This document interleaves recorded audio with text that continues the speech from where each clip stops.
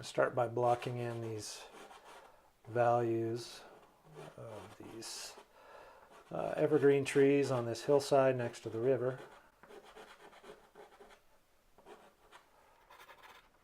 I've got late afternoon sunshine coming across the mountain here, so all of my shadows from these trees are almost completely horizontal. Some of these on the slope here kind of head up the slope to the left.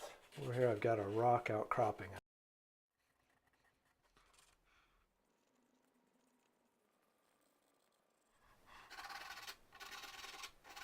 This little hillside over here off to the right is in shadow from a mountain that is right here on the right side of the river.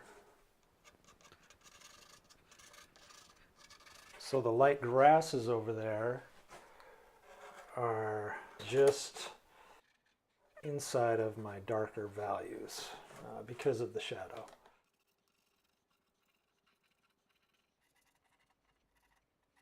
And then right in here I've got a sliver of light that comes through and is lighting up a little bit of this land that's sticking out into the river that is getting sun on it. These are as well, some of the faces on these rocks. I'm going to lighten them up.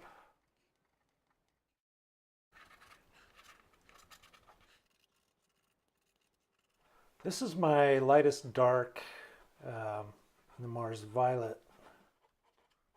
I use this as a base. I use this lightest dark and then I'll lighten up from there.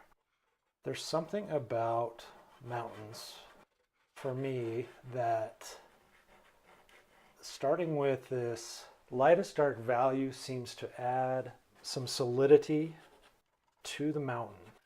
And even though it's going to get covered up and lightened up, it always seems to help to do this.